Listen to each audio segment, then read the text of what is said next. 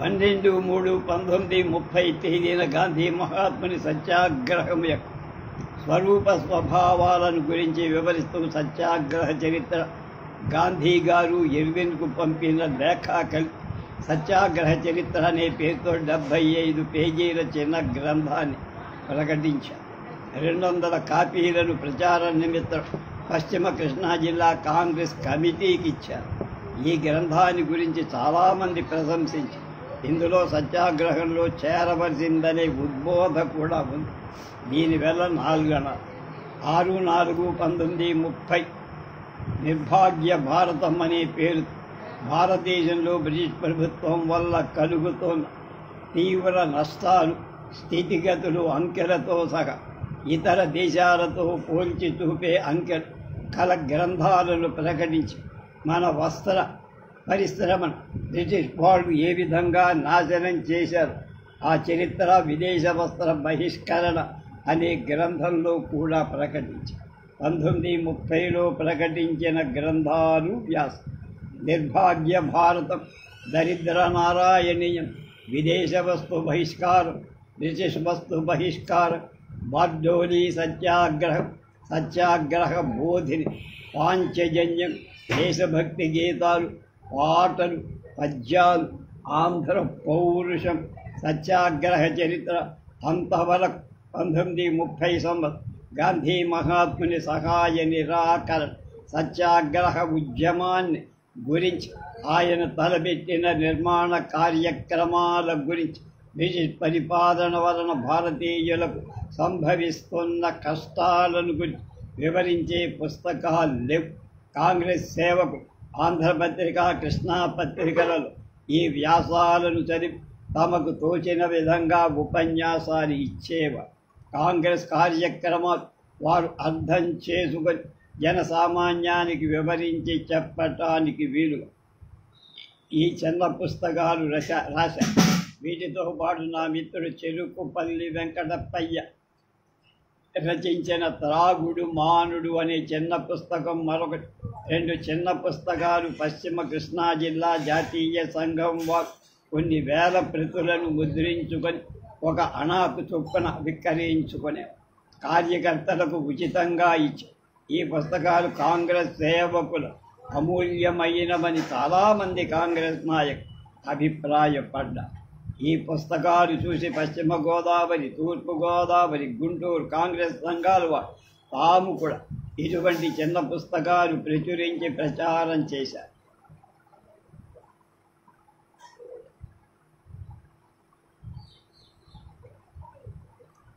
సహాయ నిరాకరణ ఉద్యమ కాలంలో 1930 నుంచి 32 సంవత్సరాల మధ్య కాలంలో కొంతమంది దేశభక్తు యువకులు పద్యాలు, పాటలు రచించి ప్రకటించారు.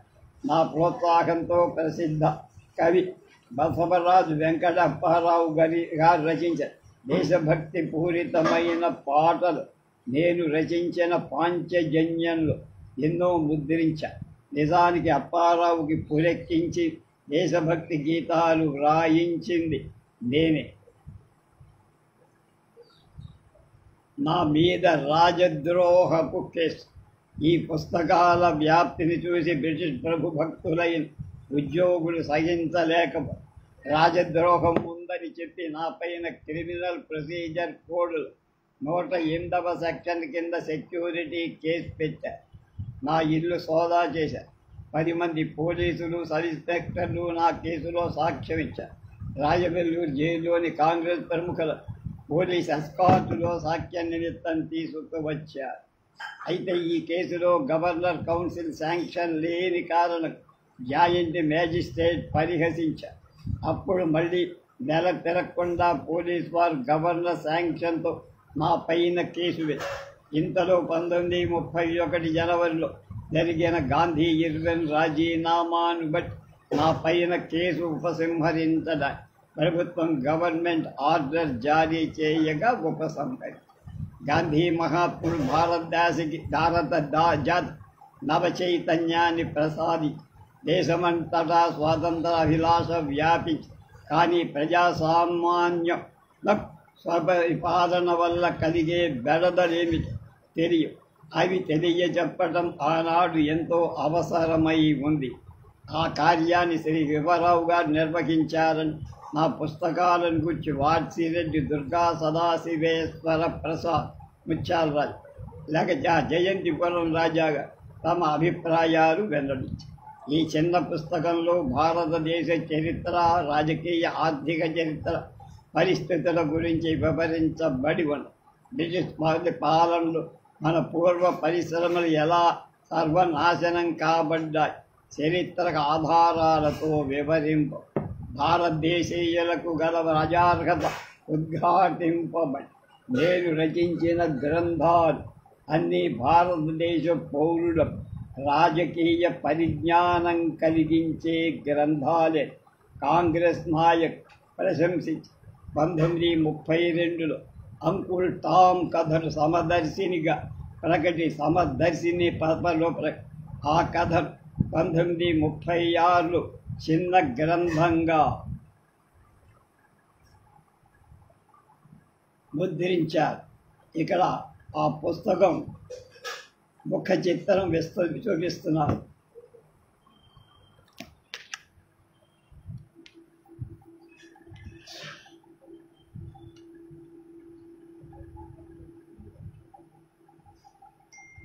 అమెరికా దేశపు హరిజనులు అనదగిన నీగ్రో బానిసల ఘోర స్థితిని లోకానికి వెళ్ళని బానిసత్వాన్ని బాపటానికి తోడ్పడి అంకుల్ టామ్స్ క్యాబిన్ అనే సుప్రసిద్ధ ఆంగ్ల నవలకు తెలుగు అనువాదకుడు దిగబల్లి వెంకటశివరావు.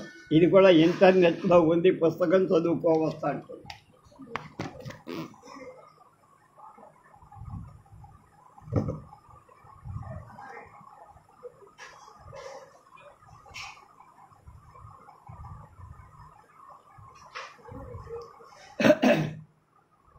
పంతొమ్మిది 1932 బెదవాళ్ళు కృష్ణా జిల్లాలో పోలీసు వారి అత్యాచారాలను పెద్ద వ్యాసం సమదర్శిలో ప్రకటించి స్వరాజ్య పత్రికలు ఇంగ్లీషులో ప్రకటించగా అటుపైన కృష్ణా పత్రిక దాన్ని ప్రకటించి సమదర్శిని పత్రిక అప్పట్లో నా మిత్రుడు గోడబల్లి రామబ్రహ్మం గారు ఎడిటర్.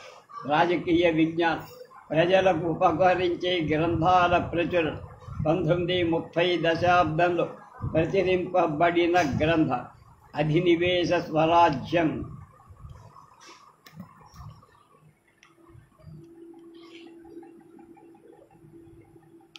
అధినివేశ స్వరాజ్యం ఇది క్రౌన్ సైజులో 230 పేజీలు ఫోటోలు గల గ్రంథం. దీన్ని రచించడంలో ఆ మిత్రుడు చెరుకుపల్లి వెంకటప్పయ్య ఎంఏబి తోడ్పాటు కూడా. ఈ గ్రంథంలో బ్రిటిష్ సామ్రాజ్యానికి ఆధిపత్యం వహించి ఇంగ్లాండుతో పాటు సరిసమానంగా గౌరవ ప్రతిపక్షాలకు స్వరాజ్యం అనుభవించే కెనడా, దక్షిణాఫ్రికా, ఆస్ట్రేలియా, న్యూజిలాండ్ రాజ్యాంగాలు అవి స్వరాజ్యం పొందే నాటి వాటి స్థితిగతులు, భారతదేశ ప్రజలు గల స్వరాజ్య అర్హత, ఫెడరల్ రాజ్యాంగ విధానం, ప్రమాణ ప్రాతినిధ్యం, ప్రజాప్రభుత్వం మొదలైన విషయాలను గురించి వివరించి ఉద్గ్రంథవి. దీని ప్రతిని ఇండియా లీగ్ డెలిగేషన్ వాళ్ళకి ఇవ్వగా వారు లండన్లో తమ రిపోర్టులో చేర్చి ప్రకటించి ఆంధ్రపత్రిక దీన్ని గురించి సంపాదకీయమే వ్రాసి ప్రశంసే. దీన్ని హిందూ పత్రిక కూడా ప్రశంసే. ఈ పుస్తకాన్ని అంతా నేనే రచించిన మిత్రుడు చెరుకుపల్లి వెంకటప్పయ్యను కూడా కలిపి గ్రంథకర్తగా చేశారు.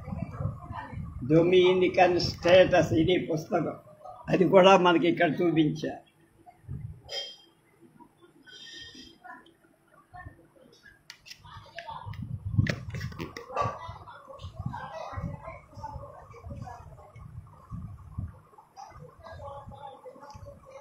అలాగే ఆంగ్ల రాజ్యాంగం అనేటువంటిది బ్రిటిష్ నీగ్రోల రాజ్యాంగ దీవుల రాజ్యాంగ విధానం అనే పుస్తకం కూడా వారు రాశారు.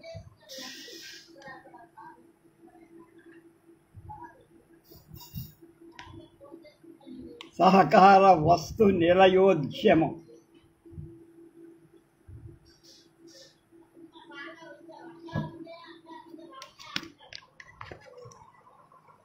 సహకారం అంటే కోఆపరేషన్ యొక్క స్వరూప స్వభావాలు, దాని పుట్టుపూర్వోత్తరాలు, ప్రజాప్రభుత్వానికి ప్రజా సంక్షేమానికి తోడ్పడగల సహకార సంఘాల నిర్మాణం మొదలైన సమస్య చర్చించబడ్డాయి. దానికి శ్రీ ఘంటసాల సీతారామ శర్మ గారు, వేలూరు యజ్ఞనారాయణ శాస్త్రి గారు పీఠికలు రాశారు.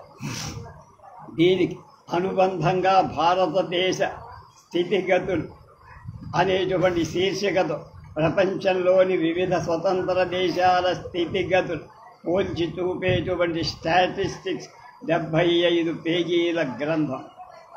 అధినివేశ స్వరాజ్యంలోని ఆంగ్ల రాజ్యాంగం సహకార వస్తు నిలయ ఉద్యమంలో భారతదేశ స్థితిగతుల లెక్కలు 2000 ప్రతులు ముద్రించి 2 అణాలకు విక్రయించబడి వీటిని చాలామంది ప్రశంసించి ఈ ప్రక్కన చూపిన సహకార వస్తు నిలయ ఆ ఫోటో కూడా ఉంది. అంటే ఆ పుస్తకం యొక్క ఫోటో కూడా.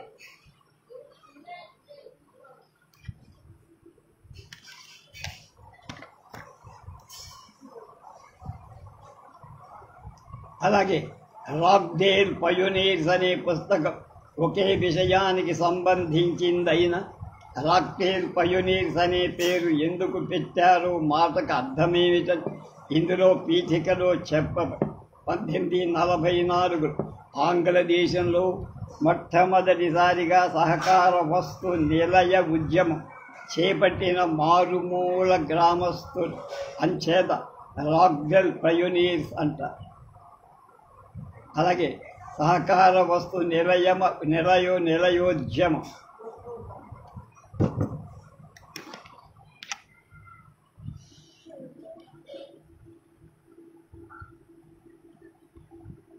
దీని గురించి మాగంటి అంకినీయుడు గారు ఇలా రాశారు. విజ్ఞా ప్రబోధం.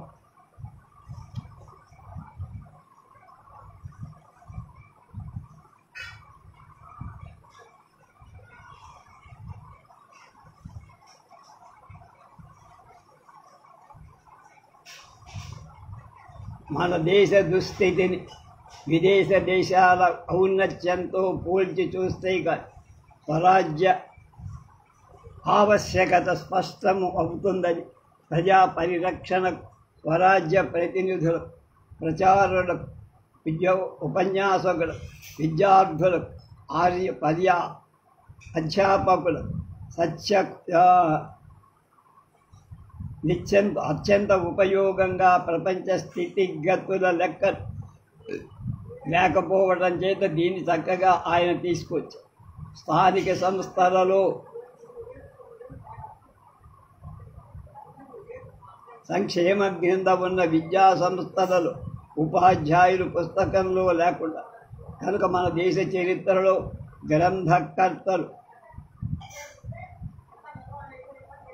ఆధారం ప్రమాణాలు పొరపాటు లేకపోవడంతో వాటి యొక్క విలువ గ్రహించడానికి అవకాశం లేక ఈ గ్రంథాన్ని చక్కగా రాశారు. దిగవల్లి వారని ఆయన మెచ్చుకున్నారు, మాగంటి బాపిడి. అలాగే భారతదేశ స్థితిగతులు వివిధ దేశాల యొక్క స్థితిగతుల లెక్క కంపారిటివ్ స్టాటిక్స్ తెలియజేసే ఇంగ్లాండ్, అమెరికా, కెనడా, ఆస్ట్రేలియా ప్రభుత్వాలు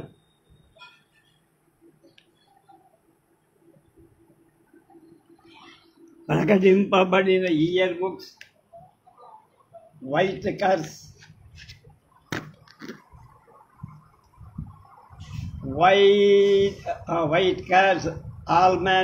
ఆల్మానక్, ఎన్సీఈఆర్ బుక్ వగైరా గ్రంథాలను చాలా ఖరీదు పెట్టి బెదవాడ సెంట్రల్ కోఆపరేటివ్ బ్యాంక్ అధ్యక్షులే సిడాంబి రాజగోపాలాచారి గారు తెప్పించి నాకు ఇచ్చారు. ఆంధ్ర గ్రంథాలయ ప్రెస్ మేనేజర్ కుందా నరసింహమూర్తి గారు నా మిత్రులై నాతో సహకరించారు. నా ప్రోత్సాహం వల్ల మా గ్రంథాలు చాలా ప్రకటించి ఈ గ్రంథాన్ని ఆ కాలం నాటి రాజకీయ నాయకులు ప్రశంసించి పాలపర్తి ఆంజనేయులు గారిచే ప్రకటింపబడి మా ఊరు అనే గ్రంథాన్ని నా ప్రోత్సాహం బెదవాడలో కోఆపరేటివ్ ఫెడరేషన్ అధ్యక్షుడు వల్లూరి పాపాయి చౌదరి గారు ప్రచురించి విజ్ఞాన చంద్రిక గ్రంథమాలకు అనుబంధంగా శ్రీ జయంతపురి రాజకీయ విజ్ఞాన ప్రచారం అనే పేరుతో కొన్ని చిన్న గ్రంథాలు రాసి ప్రచురించి అందులో రాజాగారు రచించిన భారతదేశపు రైలు, కాళేశ్వరరావు గారు రచించిన జాతీయోద్యమం, నేను రచించిన ఆంగ్ల రాజ్యాంగం, రష్యా దేశ నవీన ఆర్థిక నీతి, భారతదేశ స్థితిగతులు, భారతదేశ నూతన రాజ్యాంగ చట్టం, రాష్ట్రీయ స్వపరిపాలన మొదలైన గ్రంథాలు ప్రకటింపబడి 1934లో బసవరాజు అప్పారావు గారి స్మారక సంఘం స్థాపించి దాని కార్యదర్శిగా ఉండి అప్పారావు గీతాలను ప్రకటించారు. అప్పారావు గారి జీవితాన్ని ముద్రించి ప్రకటించారు. ఆయన జీవిత సంగ్రహాన్ని నేనే రాశాను. కంపారిటివ్ స్టాటిస్టిక్స్, భారతదేశ స్థితిగతులు, లోక స్థితి గణనం అనే సంకలన గ్రంథాలు పీఠికలో రచించి నా సహకార వస్తు నిలయోద్యమం అనే గ్రంథానికి అనుబంధంగా ప్రకటింపచేసి దాన్ని విడిగా 2000 ప్రతులు ముద్రింపించి క్రౌన్ సైజులో కాంగ్రెస్ సేవకులకు ఉచితంగా పంచిపెట్టి కాంగ్రెస్ ప్రచారానికి తోడ్పడి ఇంగ్లీషులోని విజ్ఞానాన్ని దేశీయులకు తెలియగలందున దేశ భాషలలో గ్రంథాలు, వ్యాసాలు రచించి ప్రచురించడం విద్యావంతుల ముఖ్యమైన బాధ్యత అని గాంధీ మహాత్మ 1919 సంవత్సరం యంగ్ ఇండియా పత్రికలో వ్రాసి ఉంది. ఆయన ఆదేశానుసారంగా వడతా భక్తితో నేను చాలా పుస్తకాలు, వ్యాసాలు రచించే ప్రకటన. అందులో ఇది మొదటి. ఇది చాలా విలువ గల గ్రంథం. ఇతర దేశాల స్థితిగతులతో పోల్చి చూపితే తప్ప మన దేశ దుస్థితి బాగా వెల్లడి కాదు. అందువల్ల పాశ్చాత్య దేశాల వాడు ప్రకటించిన దేశ స్థితిగతులు సంగ్రహంగా ఇక్కడి మన దేశ స్థితిగతులు వివరిస్తూ ఈ గ్రంథం రచించి ఈ చిన్న పుస్తకాలు ఆ కాలంలో వివిధ గ్రంథాల జిల్లాలు కాంగ్రెస్ కార్యకర్త ఉపన్యాసాల్లో ఉపయోగించుకునేవాడు. వీటికి చాలా ప్రఖ్యాతి వచ్చి భారతదేశ స్థితిగతులు కంపారిటివ్ స్టాటిస్టిక్స్ రచించడానికి England, Australia, Canada, Irish free state, America సంయుక్త రాష్ట్రం మొదలైన దేశాల ప్రభుత్వం వారు ప్రకటించి అఫీషియల్ ఇయర్ బుక్స్ ఇంగ్లాండ్లో ప్రకటింపబడి చాలా వెలగల గ్రంథాలు కావాల్సి వచ్చింది. అప్పట్లో బెదవాడు ప్రముఖ న్యాయవాది doctor Sidambi Rajagopalacharyulu Vijayawada central cooperative bank అధ్యక్షులుగా ఉండి నా రచనలు చదివి నన్ను ప్రోత్సహిస్తూ ఉండే.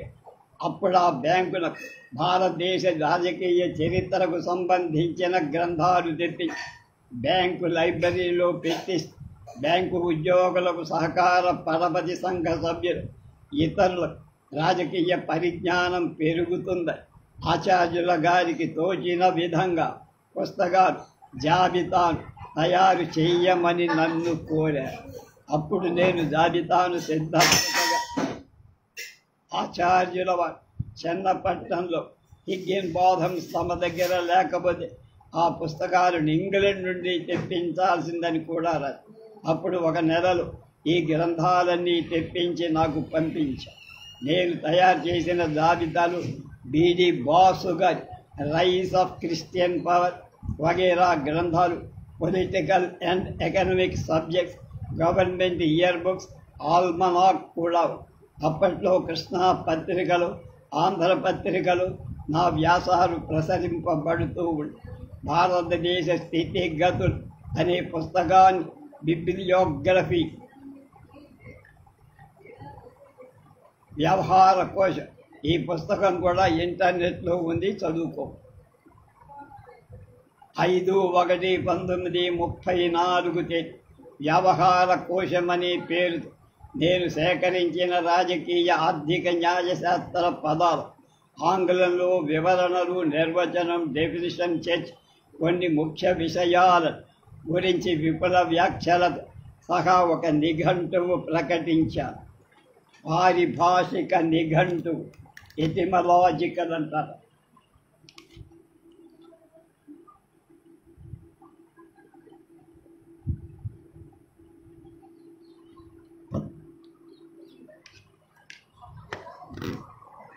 వీటిలో ఆనాటి విజ్ఞాన చంద్రిక వారు ముద్రికలలో ఉన్న గ్రంథాలు, ఇతర గ్రంథాలు, వ్యవహారంలో ఉన్న పదాలు, సాధ్యమైనంత వరకు తుల్య పదాలను ఇవి కాక ఇంగ్లీష్ పరిభాషిక పదాలు తెలుగులో వాడుకోవటానికి వీలుగా ఇంగ్లీషు ఉచ్చారణతో ఇంగ్లీష్ పదాలను కూడా ఇంగ్లీషు పక్కన చేర్చి ఇంగ్లీష్ పదాలను వాడటం సులభని నా అభిప్రాయం. ఇంగ్లీష్ ఎన్సైక్లోపీడియా బ్రిటానిక్, విజ్ఞాన సర్వస్వ, నిఘంటువులు మొదలైన వాటిని పరిశోధించి ఇంగ్లీష్ పారిభాషిక పదాల నిర్వచనాలు, లీగల్ కాన్సెప్షన్స్ పాఠకులు తెలియజేయడానికి కొంత శ్రమపడి గదవాడ పాత పుస్తకాల షాపులు 1956-60 మధ్యలో ఎప్పుడో ఈ ఎన్సైక్లోపీడియా బ్రిటానికా సుమారుగా 10-12 పుస్తకాలు. పుస్తకం 10 రూపాయలకు 5 రూపాయల లోపల కొని మా ఇంట్లో పెట్టుకున్నాం. ఆ తర్వాత అదేమైనా నాకు ఈ నిఘంటువు చదివిన ప్రముఖుల అభిప్రాయాలు చూసిన తర్వాత నా శ్రమ సఫలమైందని 1936 భారతిలో శ్రీ ఒంగోలు వెంకటరంగయ్య పంతులు గారు, నెల్లూరు వారు, దీన్ని ప్రశంసిస్తూ గొప్ప వ్యాసమే రాశారు. ఆంధ్రపత్రిక సంపాదకీయ సమీక్షలో దీన్ని ప్రశంసి శ్రీ వావిలాల గోపాలకృష్ణయ్య గారు తమకు ఇంగ్లీషు రాకపోయిన ఆ గ్రంథాల వల్ల, ముఖ్యంగా వ్యవహార కోశం వల్ల తమకు విజ్ఞానం కలిగిందని ప్రశంసిస్తూ వ్యాసమే రాశారు. మాడపాటి హనుమంతరావు గారి ప్రశంస 1935.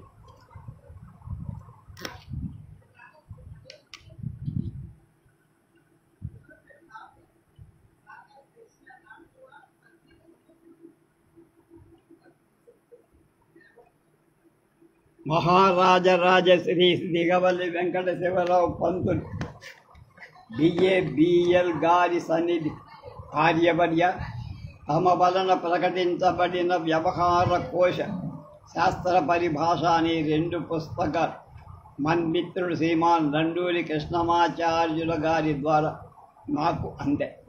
తమకు నేను అపరిచిత దూరస్థ అయినాడు అతి నాకు తమ గ్రంథాలు అభిప్రాయార్థం పంపటం వల్ల తమ సౌజన్యం, మహోదార్యం వెల్లడు. ఈ పుస్తకాలు మన మాతృభాష అమూల్యాలని చెప్పనొప్పు. ఇట్టి పుస్తకాల అవసరం కీర్తిశేషులు కొమర్రాజు వెంకట లక్ష్మణరావు గారు విజ్ఞాన చంద్రిక మండలి ప్రారంభించిన నాటి నుండి కురిస్తూ నాగరీ ప్రచారిణి సభ వారి పరిభాష నిఘంటువు కంటే విశాలతరమైన పుస్తకాలు తెలుగులో సిద్ధపరచట వారు కోరుతున్నారు. క్రీస్తుశేషు రావి చెట్టు రంగారావు గారు అలాంటి ప్రయత్నం నేటి 24 సంవత్సరాల క్రితం హైదరాబాదులో చేయటం నా జ్ఞాపకం. ఆ ప్రయత్నాలు ఫలించాల. ఈ విజయం తమకు కలిగిందని సంతోషిస్తారు. దీని నిఘంటు రూపంగా నాగరీ ప్రచారణి వారి పుస్తకంలో గ్లాసరీగా వ్రాసిన బాగుండేదని నాకు తోచి. అలా ఉంటే వివిధ విషయాలు సంబంధించిన పరిభాషా పద ఆయా విషయాల కింద విడదీయబడి సులభంగా లభించి ఉండేవి. శబ్దాలకు సాధారణంగా సమానార్థక పదాలతో విడవక నోట్స్ వ్రాసినందువల్ల ఈ పుస్తకం మూల్యం పెరిగి ఆ దృష్టిలోనే విశాలపరిచి ఉంటే గ్రంథం కూడా పెద్దదై చిన్న ఎన్సైక్లోపీడియాలాగా మారి అంత విశాలంగా కోరకయి తాము కొలదిలోనే ముగించారని నాకు తమరు రచించిన అమూల్య గ్రంథాలలో కొన్నిటిని చదివి తమ డొమినియన్ స్టేటస్ చదివి ఉండాలి. కోఆపరేటివ్ స్టోర్ మూమెంట్ అనే వాటిని కూడా చదివే కుతూహలం తెలుగు భాషలో ఇండియన్ అడ్మినిస్ట్రేషన్పై పుస్తకం ఒక్కటి కూడా ఉండలేదని నా భావం. ఇటీవల నాకు సంబంధించిన ఒక బాలికల ఉన్నత విద్యా పాఠశాలలో విద్యార్థినులు ఈ విషయం బోధించాల్సి వచ్చినప్పుడు అలాంటి పుస్తకం లేకపోయిందే అని చింతి తమ వంటి విద్యార్థులు అలాంటి గ్రంథం వ్రాయటానికి అర్హులని తమ పుస్తకాలు చూసిన మీద నమ్మకం కలిగి తమరు నా ఎడ చూపిన సౌజన్యాన్ని వందనాలు సమర్పిస్తారు. విధేయుడు మాడపాటి హనుమంత. మాడపాటి వారి లేఖే మరొకటి 28/4/30 ఆర్యవర్య తమరు పంపిన 2 గ్రంథాలు అంటే వందన శతం. ఇండియన్ అడ్మినిస్ట్రేషన్ విషయంలో తమ ఉద్దేశం బాగానే అలాగే చేయవ. ఆ పనికి నా దృష్టి యందు తమరే తగిన. దైవానుగ్రహంలో తమకు అలాంటి సంకల్పం కలుగు. తమరెప్పుడైనా హైదరాబాద్ సందర్శిస్తే ధన్యుడవుతానని నేను బెదవాడ రావటం కలిగితే తప్పక దర్శనం చేస్తా. తమ ఇచ్ఛానుసారం తమ నిఘంటువులోని పదాల పరిశీలించి తమకు వ్రాస్తా. విధేయుడు మాడపాటి కన్న.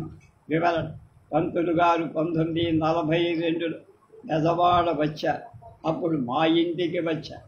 6/11/34 తేదీ వ్యవహార కోశ శాస్త్ర పరిభాష అనే గ్లాసరీ ప్రకటించి ఈ పుస్తకాన్ని శాస్త్ర పరిభాష ఇంటర్నెట్ ఆర్కైవ్స్లో చదవగా ఈ 2 గ్రంథాల రచన విజ్ఞాన చంద్రిక గ్రంథమాలలు కొందరు ప్రముఖుల శాస్త్ర గ్రంథాలలో పదాలను కూర్చారు.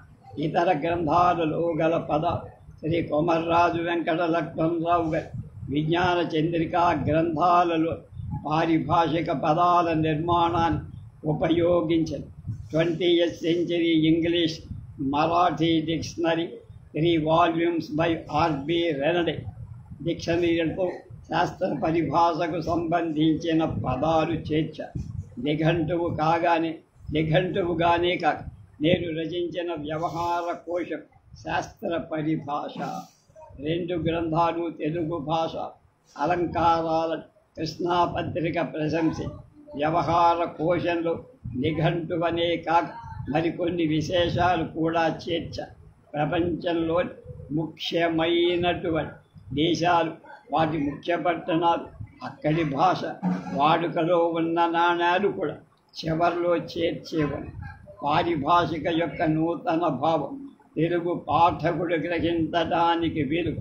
ఇంగ్లీష్ పదము యొక్క అర్థం సూచించటమే కాక ఆ పదము యొక్క కాన్సెప్ట్ గ్రహించడానికి అవసరమైన నిర్వచన భావం కూడా చేసి ఇంగ్లీషు ధరలు ప్రకటించే ద్వైభాషిక నిఘంటు బ్రౌన్ దొరగారి తెలుగు ఇంగ్లీషు నిఘంటు, కిత్తెల్ దొరగారి రెవరెండ్ ఈ కిత్తె గారి ఇంగ్లీషు నిఘంటువులు చాలా విలువై. నా నిఘంటువు రచనలో నేను పడిన శ్రమ ఇంత అంత అంచె. వ్యవహార కోశం శాస్త్ర పరిభాష అనే పుస్తకం బిబ్లియాగ్రంథం. దాని రచనకు తోడ్పడిన పుస్తకాలు కూడా ఇక్కడ లిస్ట్ ఇచ్చారు.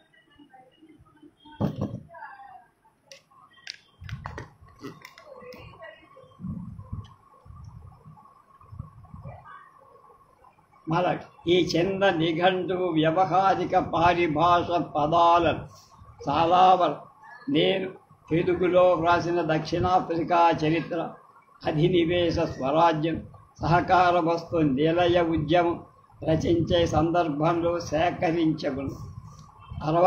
కొన్ని కొత్త రాజకీయ ఆర్థిక న్యాయశాస్త్ర పదాలు చేర్చి ఈ పదాలకు అర్థాలు, నిర్వచన, పర్యాయ పదాలు వ్రాయటం నాకు అనేక ఆంధ్ర గ్రంథాలు, పత్రికలు మాత్రమే కాదు, ఎన్సైక్లోపీడియా బ్రిటానికా అనే ఆంగ్ల విజ్ఞాన కోశ, ప్రాచీన ఆంధ్ర రాజ్యాంగ సంస్థలను గురించి అనేక గ్రంథాలు, ఆప్టే గారి ఇంగ్లీష్ సంస్కృత నిఘంటు, 20th century ఇంగ్లీష్ మరాఠీ నిఘంటు చాలా ఆయా గ్రంథకర్తలకు కృతజ్ఞ.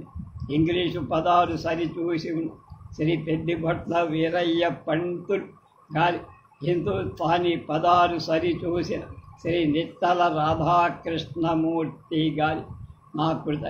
ఈ గ్రంథం నా తల్లిదండ్రులైన ఎగవల్లి వెంకటరత్నం పంతులు గారు, మాణిక్యమ్మ గారు అంకితం చేస్తాం. ఇక్కడ ఒక విషయం నా జ్ఞాపకం, ఇందాక చెప్పారు, పెద్దిపట్ల వీరయ్య గారు ఏలూరు రోడ్లో రాఘవయ్య పార్క్కి వెళ్ళే దారిలో ఎడం పక్కన డాబాలు, 2 అంతస్తుల డాబాలు ఉంటాయి. కొంచెం పొట్ట అది ఉంది. వాళ్ళ అబ్బాయి మాతో బెజవాడ SRR కాలేజీ 1956 డిగ్రీ కూడా నేను 1958 ఆ కాలేజీలో మాతో పాటు చదివాడు. నేను పేరు నాకు ఎందుకో జ్ఞాపకం లేదు. ఒకసారి వాళ్ళ ఇంటికి తీసుకెళ్లారు. అప్పుడు పెద్దిపట్ల వీరయ్య పంతులు గారిని దర్శించేటువంటి అదృష్టం నాకు. వాళ్ళ ఇంటి కిందో పక్కన శోభనాచల బనియన్స్ వాడు బనీలు అమ్ముతాం, అది కూడా జ్ఞాపకం. దానికి కొంచెం ఎదురుగానే మోడ్రన్ కేఫ్ ఉండేది. ఆ సందు చివరిలో దివాకర్ వాచ్ కంపెనీ ఒకటి ఉండేది. అక్కడే నా వాచులు కానీ గడియారాలు కానీ అక్కడే బాగు చేయించేవారు. ఆ కార్నర్లో అది పోయి ఇప్పుడు కొంతకాలం పెన్ కార్నర్గా అది పిలువబడి, అవి నాకు తీపి గుర్తులు. ఇది 5/1/1930.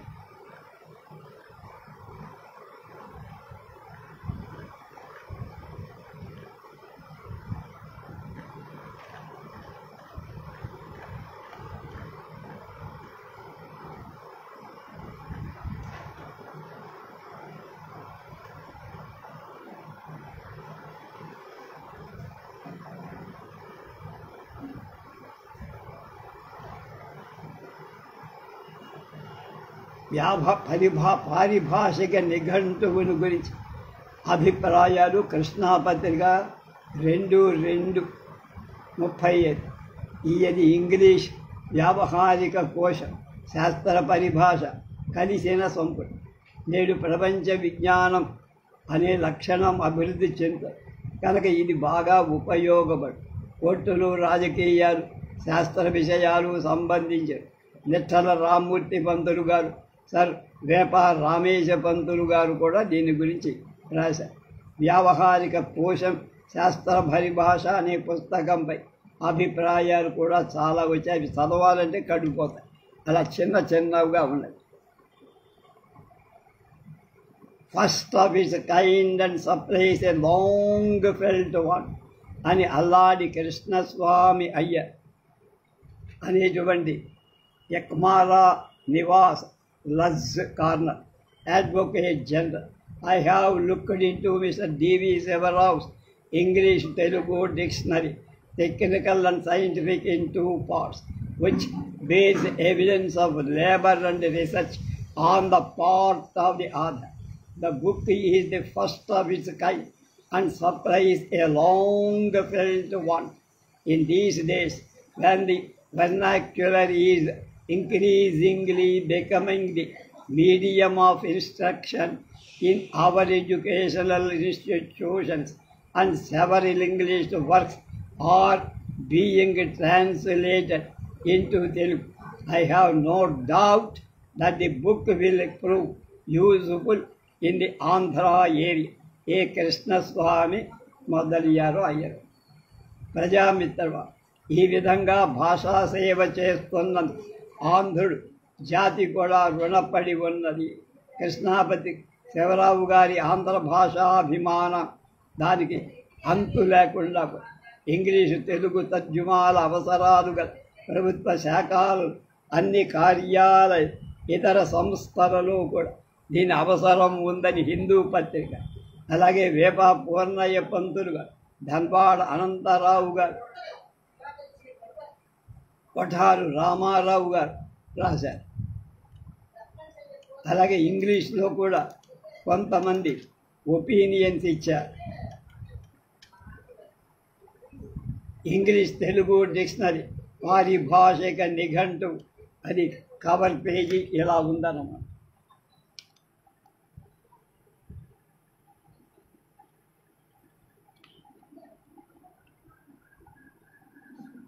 గాడిచర్ల హరి సర్వోత్తమరావు గారి సమీక్ష హిందూ పత్రికలో 9వ తేదీ మే 1937లో వచ్చిందంటున్నాను.